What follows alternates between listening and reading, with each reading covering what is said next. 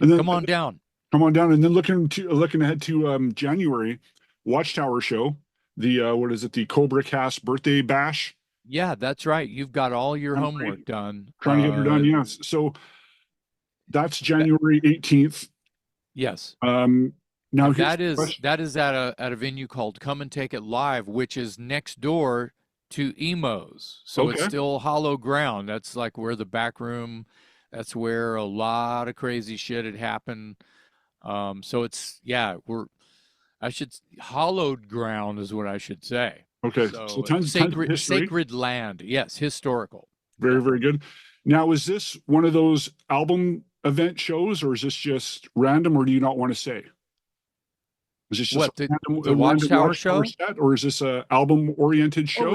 it's a regular show. It's actually a bit of a festival. There's a bunch of Austin bands that had a buzz in the '90s, and there's maybe a couple of new bands, and what it is I think it's like third or fourth annual shit, maybe more of those. And my buddy Bobby Sharon, who has a podcast called Cobra Cast, and Bobby's great. It's his birthday party. He has one every January, as far as back as I can recall.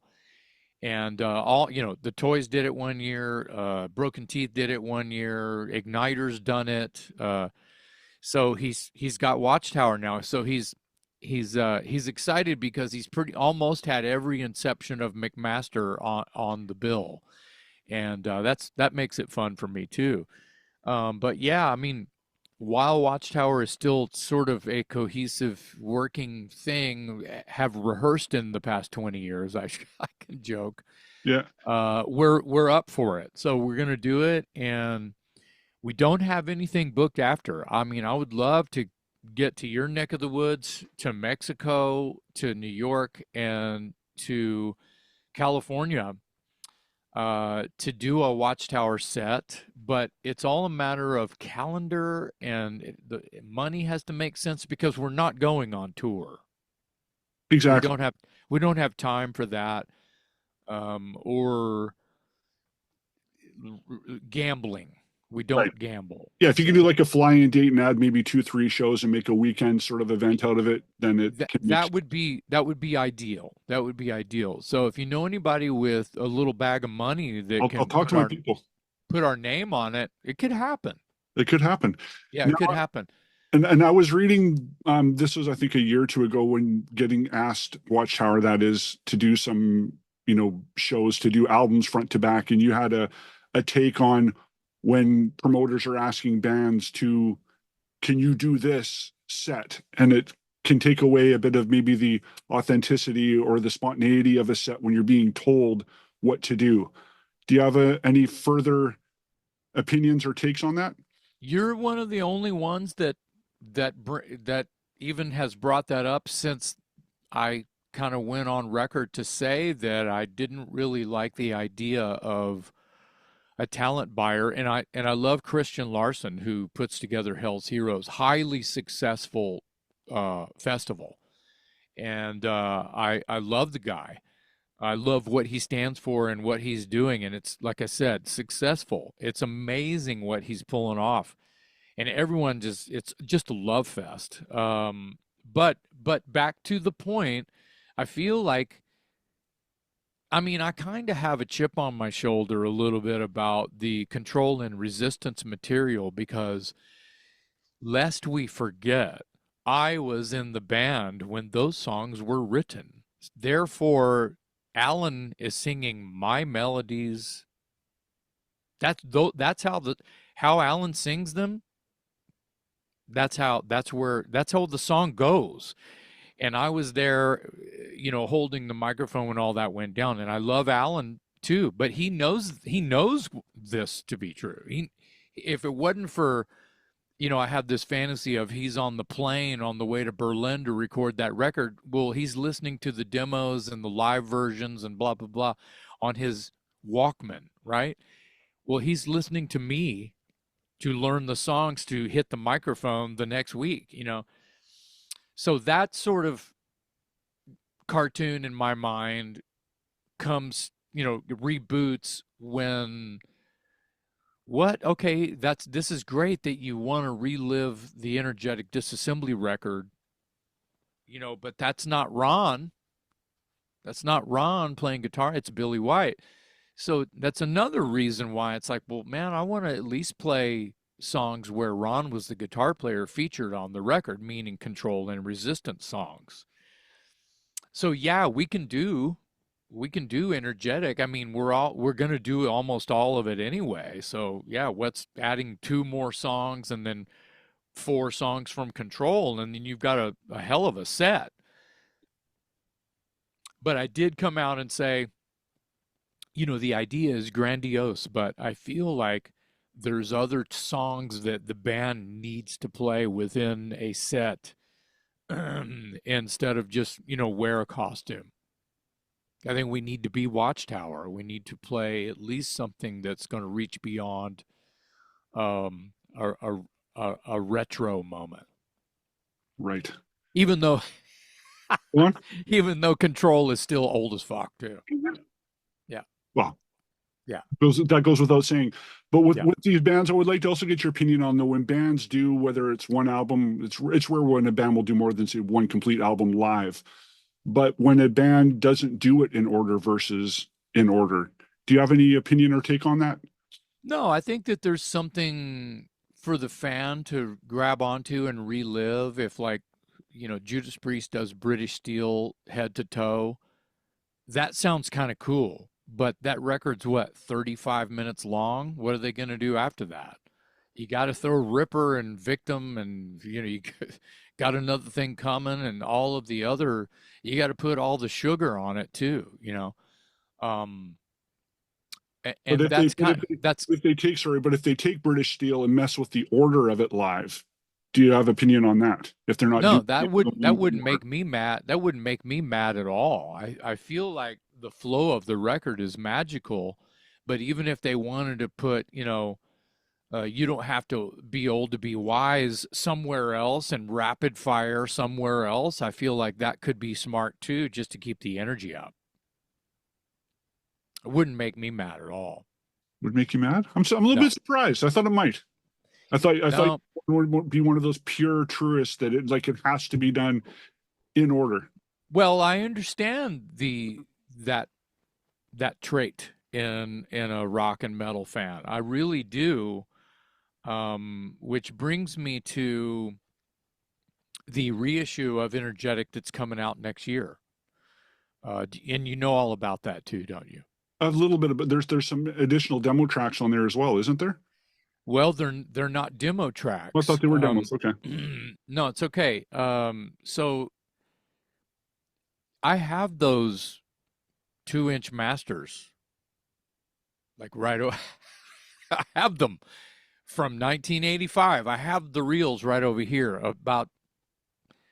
God, it's been about 10 years ago. We digitized them. We put them in the oven and baked the tapes, and we put them on the machine and we digitized them. And I got to tell you, for the first time, hearing Billy White's guitar not saturated in fucking reverb was heaven. But messed up You hear at the same time because your ears are that. trained to hear it a certain way. Yeah, and it Yeah. was heavenly because you can hear every note and it's not just washed out by reverb. It was the 80s, early to mid 80s. Everything was swimming in effects and reverb and silliness. Um, and I feel like it's sort of retribution too, like kind of like, wow, finally people are going to really hear how good Billy is. I mean, people. I mean, he's an incredible visionary anyway. This might be arguable, but I feel like he kind of created a style of sort of. I used to call it stop start riff. Just but just popcorn riff. It sounds like popcorn popping, or a guitar falling down the stairs in time. Uh, it's kind of I think that he, because he was into jazz players and Yes and Rush and crazy prog stuff when he was a kid. And so I feel like it comes from that. But he loved heavy metal at the time too, Merciful Fate, and he loved atrocious, over the top things, comics and movies and weird shit, which played into the whole thing. That's his artwork on the cover, etc. So, and he had help with Rick and Doug, of course, because they're maniacs as well. So that whole beginning, the genesis of energetic disassembly, and hearing it the way that I feel like it needed to be heard in the first place, but just so excited because you're a kid and you just like, oh, that sounds great. Wow, we have a record out. It's that romance, It's now that we're older and calmer, just a little bit, you hear it and you're like, whoa, it's cathartic, it's strange. So it's been remixed and remastered. Now, the Easter eggs on it that you sort of mentioned, we didn't realize, or had completely dumbass forgotten, that there's quite a few of them. The beginning of Argonne Forest, I had forgotten or never even knew that Billy and Doug went into this crazy jam that went into Argonne Forest. So there's like another minute of Argonne Forest added to the top of it that no one's heard. Crazy. 0 people have heard it. I mean, other than the label, right? And then there's a 2-minute Billy White classical guitar piece that we had no fucking idea was on there. There is like a 2-minute-ish drum solo by Rick Colaluca. Didn't have any idea was on there. And it's probably, to be clear and not to ruin the party here, but it's probably was like, okay, we got tones. Let's check the tones. Hit record. Play everything, Rick. And he does like he's just jamming, whatever. Exactly. He's fucking around. To Rick, it's like he's holding back. In my eyes and ears, he's holding back.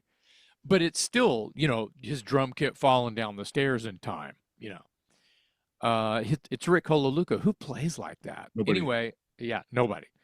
So there's that. Wait, there's more. Okay. Those 3 things. And then we again realized, and at the time, but then had forgotten, that on the same 2-inch tape in 87, early 87, we had gone into the same studio that Energetic was recorded, and those tapes are on the shelf. And on the same tapes, we recorded the Eldritch and Instruments of Random Murder. So those are going to be on the reissue, those 2 songs, because it's a package. It's all on these 2-inch tapes from 85 and early 80s, late 85 to early 87. That's a very short time. Oh, totally. When you think about on calendar days even, right? And so we're like, we have to do this. We have to. I was just championing and cheerleading, and I have to give some credit to Doug, of course, because Doug was like, next year's our 40th year anniversary of Energetic. I'm like, holy moly, we've got to do something. And me and Doug were just like, let's get it rolling, man. My buddy Jarrett Tootin, who is my songwriting partner and producer of Broken Teeth stuff, and as well as other stuff, he's mixed some Toys things. He's made Broken Teeth videos. He runs sound for Smokey Robinson. How badass are you? That's pretty cool. If you run monitors, to be clear, for Smokey Robinson, you're a badass. So, and then the mastering was done by our old friend, this guy, Danny Stapleton, who's, all these people, it takes a village, right? They're all from right here. Danny did the mastering, and when he was like 11, used to take guitar lessons from Billy White. It's crazy. Yeah, that's right. Full circle. Full circle. Yeah. And so I'm extremely happy to mention these names. And I think Jared took lessons from Ron Jarzombeck. So see what I mean? it's a small club. It's a tribe of folks that are intertwined and meant to be here, kind of thing. And so yeah, so you got the two control songs that were include almost, you could say, in the same sessions as Energetic, just a little switcheroo, right? And then those extras that we didn't even realize were on the tape. And what happens is, just talking about the energetic material as the world knows of, um, you have to cut stuff down anyway to make a record. And Billy probably did at the time was like, yeah, that classical piece sucks. I fucked it up. And Rick is like, oh shit, that's just me getting tones. We don't want that. Well, it's a different world now, and we're different people in some respect. And so it's like, let's get the whole jar of jelly beans out there. This is cool. It's a moment to celebrate the history and the fandom of something we did when we were kids. Just put all the pimples and all. Just put it all out there. And I'm super super. And it's not even. We don't have a release date. I just turned in the DDP files last Okay. night. I don't even. We have no idea what it's. We have this. Sketch of what's going to happen with it, but High Roller Records is the one putting it out, and they do They do a nice job. Yeah. nice product. And so we're excited about that, and we're getting it done right, I think. And we've had a lot of help. A guy named Ula Garrett helped us get it together. Oh, he's a good time. He's a good kid. I know Ula. Yeah, Yeah. Ula Garrett. A lot of Yeah. people know Ula, and I don't interact with Ula very often. I had actually forgotten that he had done a couple of things for me, probably mid 2000s, or early 2000s rather, and for Godzilla Motor Company, and then Broken Teeth, I believe, if I remember correctly. And then we circled back because Ron Jarzombek brought him up when it came time to start looking, shopping, if you will. And he was like, "You just need to email Ula, and he's on our team. He's going to do it. He'll take care of it." And Ron was right. So super excited about this. Fantasy is that, and I know this to be fact. It's still really weird to think about it. So we talked about uh, the purist, the hardcore purist, true fan that would rather hear the shitty demos than the glossed up album. Oh man, those demo versions kill that album. That guy, that person, right? That's fine. We got you covered. The original mixes of Energetic Disassembly, without all the cool Easter egg bonus badass fun shit, left off just for you so you can hear it how you remember it, what you fell in love with. I feel you 100%.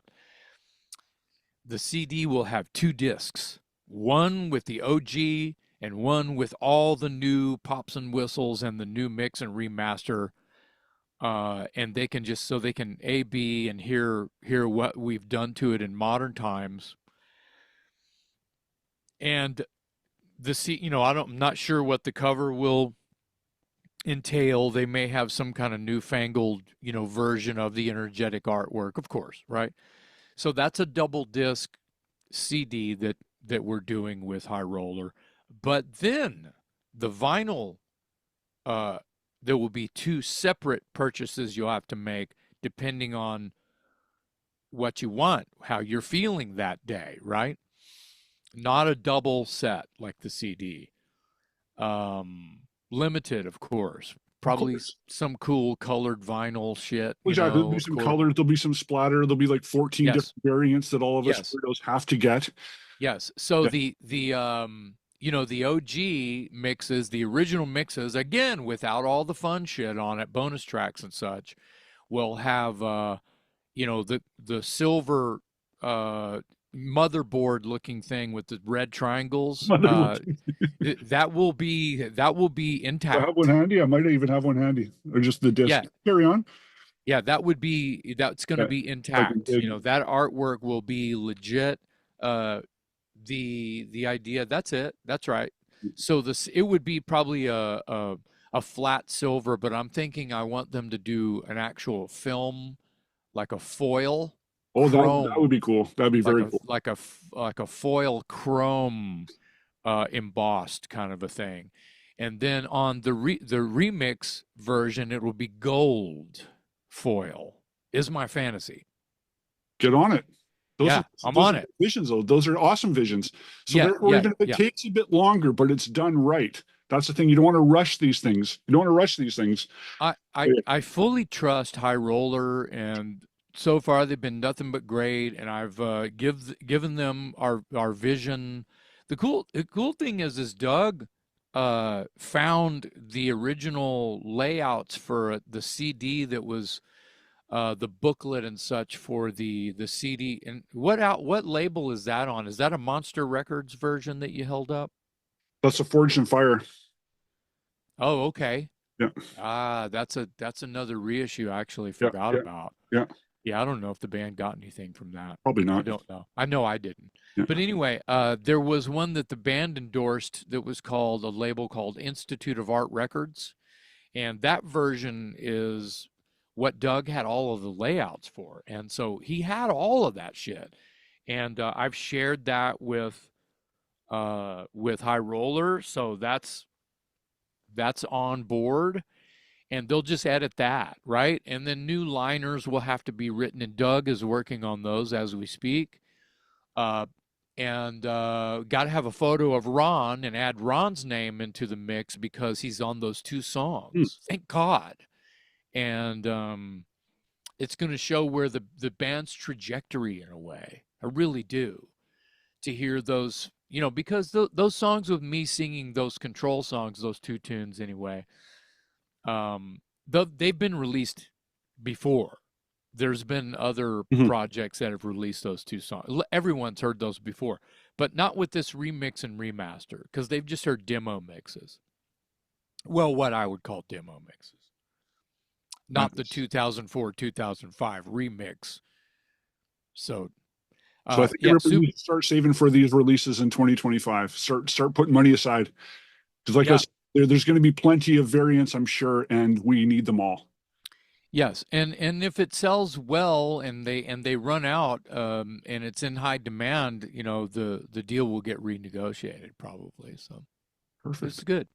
But it was really good, and they've been super nice if I didn't say that already. I So will. it took a village, and everyone's been um, excited to be involved with, if I don't say so myself, a legendary piece of like pioneering prog metal. Totally, totally. And it seemed everything did line up just so. So it really seems it was all meant to be from the label to the people involved to finding Yeah, those little nuggets to yeah. include. And the snowball, I have to mention Christian Larson again, the Health Heroes promoter. He got the whole snowball started with that phone call and basically getting the band back together, as it were, and to play his festival. We did Keep It True. That introduced because Watchtower went on right before Metal Church, and I came face to face in meeting Mark Lopes, who ended up singing on the Ignitor record that our friendship kindled there at that festival, and it was just like, wow, it's great. So you're not wrong, JJ, that all of this stuff just just unfolded like a Christmas, a birthday card, opening and glitter bombing out of it, and it all just kind of happened easily. But it seems we can blame Chris. Yeah, yeah, It's all Chris's fault. yeah, yeah.